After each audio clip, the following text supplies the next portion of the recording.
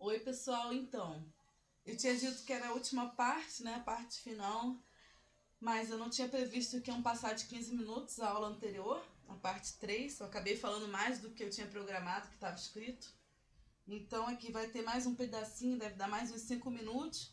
Então essa eu vou chamar de parte aula 3, parte 3.2, ok? Então, noções de higienização de acervo.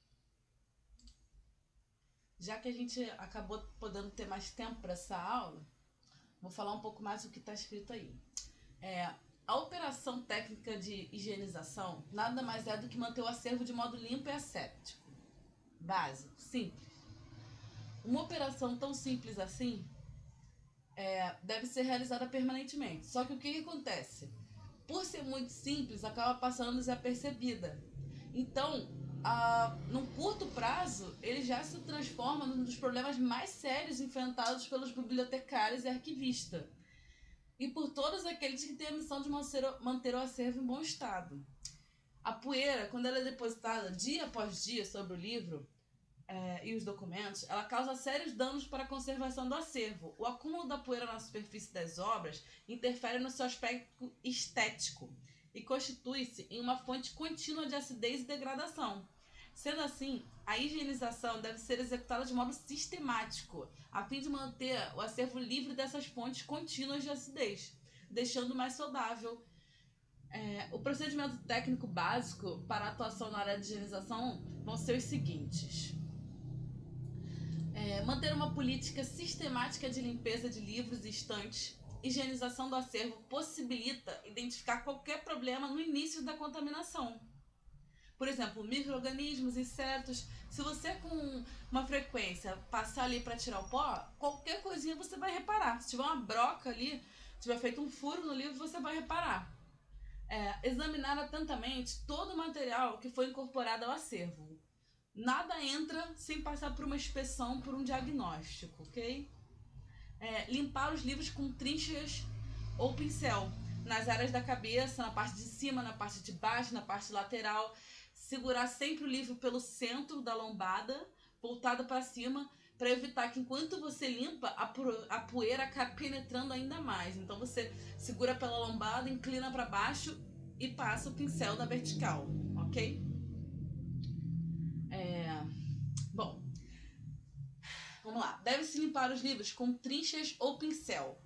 Nas áreas da cabeça, né? Como eu acabei de dizer, na parte de cima, na parte de baixo. Os livros que forem incorporados ao acervo devem ter prioridade no processo de higienização. Isso eu acabei de falar, né? Para possibilitar a identificação da sujidade removida, o ideal é utilizar uma mesa de higienização com sucção. É essa daí que vocês estão vendo na imagem. Nada mais é do que uma mesa que tem um sistemazinho de sucção ali no meio. Vocês virem tem um botão. Aperta esse botão, ele faz uma sucção como se fosse um aspirador de pó de baixa potência, né? Então, conforme você vai limpando, vai sumindo essa poeira. Senão você acaba por levantar, né? A poeira é pior. Reforçar a limpeza com pincel no centro das folhas do livro. Por quê? Porque é o local preferido dos micro-organismos. Por quê? Porque a lombada, por exemplo, né, aquela colazinha que tem, ela é coberta por uma espessa camada de cola. E essa camada ela tem base proteica, que é a fonte de alimento principal dos micro-organismos. Ou seja, quando os micro-organismos eles começam, eles já vão direto ali para aquela direção da lombada onde tem a cola. Porque junto com a cola tem a proteína, que é o que eles gostam. Próximo slide. Iniciar a higienização das estantes pela prateleira superior. A limpeza ela pode ser feita com auxílio de um aspirador de pó doméstico ou de flanela, mas tem que regular a potência, né? Não é pegar um de 50 mil watts e ligar. Essa limpeza ela é denominada de limpeza a seco, porque obviamente não usa água, né? O trabalho de higienização dos livros e das estantes deve ser feito segundo a escala de trabalho a ser estipulada, em geral de 2 em 2 meses. Mas isso é aquela inspeção mais profunda, né? Página a página. Porque o por fora e o normal é bom que seja feito toda semana. Para fechar já, eu vou falar dos critérios de intervenção para a estabilização de documentos. Ou seja, para se fazer qualquer intervenção, tem que se obedecer a critérios de prioridade. Quais são eles? Nas coleções gerais ou de obras raras. Você vai começar sempre pelas coleções, né?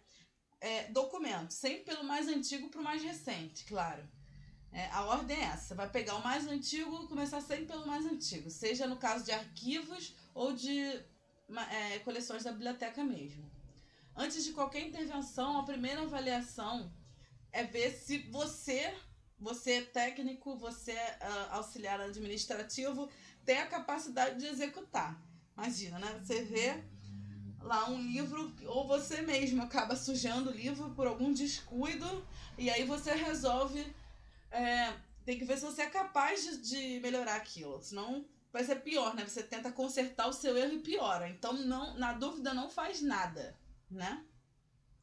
Por quê?